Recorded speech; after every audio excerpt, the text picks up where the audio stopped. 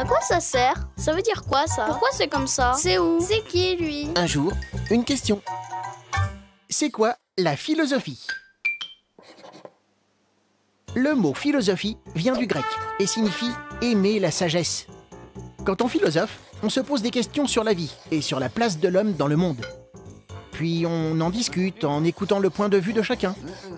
Mais à quoi ça sert, la philosophie? Les hommes philosophent depuis toujours, en se demandant, par exemple, peut-on décider d'être heureux? Ou a-t-on le droit de mentir?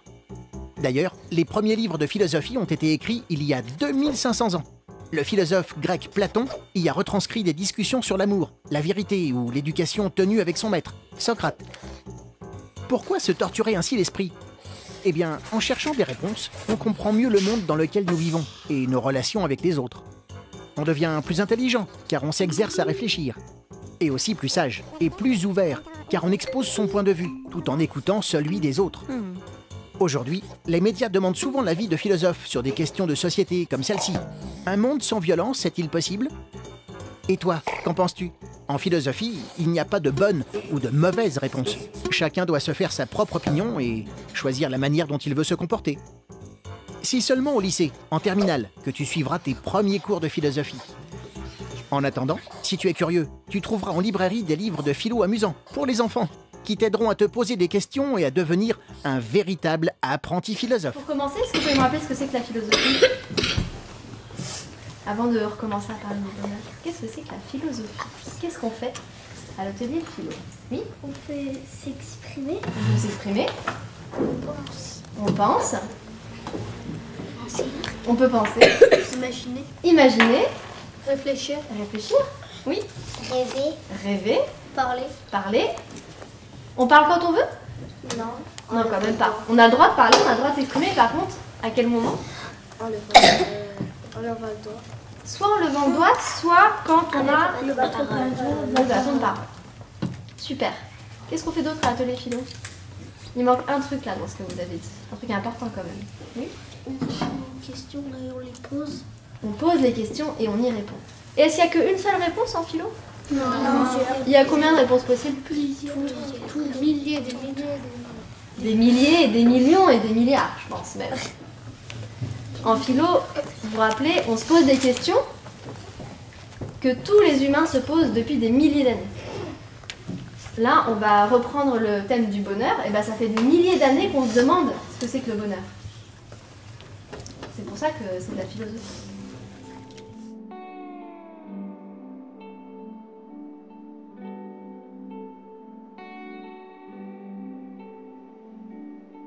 Vous êtes prêts? Alors, la dernière fois, on s'est demandé ce qu'il faut pour être heureux. Et là, on va commencer par aller en histoire. Habituellement, on termine par une histoire, mais là, on va commencer par une histoire. Parce que c'est une histoire qui va nous poser plein de questions, justement. Bien ça, tout ça. Qu'est-ce qui le rend heureux, l'arbre généreux? À votre avis, qu'est-ce qui le rend heureux? Oui.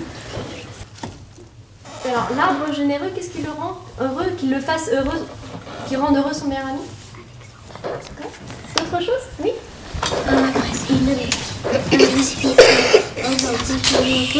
Il aime bien donner des choses et rendre heureux les autres. Il aime bien donner des choses et rendre heureux les autres. Oui. Il aime bien rendre service. Rendre service. Il aime bien voir que le petit garçon il s'amuse, qu'il soit petit ou grand. Voir que le petit garçon s'amuse, super. Yanis? Et il veut que ses amis soient heureux. Il veut que ses amis soient heureux, son ami soit heureux. Est-ce qu'il a raison, l'arbre, de tout donner au petit garçon? Non. Oui, si ça le rend heureux. Alors, 1, 2, 3, pensez. Alors, oui. Donc l'arbre, est-ce qu'il a raison de donner des choses à son ami? Est-ce qu'il a raison de tout donner? Alors, la grande question là, c'est qu'est-ce que c'est la générosité? Est-ce que c'est donner aux autres? Ou est-ce que c'est tout donner? Donner tout ce qu'on a. Alors là, j'ai posé 3 questions, donc vous n'êtes pas obligé de répondre à toutes. Hein, je veux que tout le monde prenne le temps de réfléchir. Qu'est-ce que c'est la générosité? Est-ce que c'est donner des choses ou est-ce que c'est tout donner? Alors on y va. Qu'est-ce que c'est la générosité?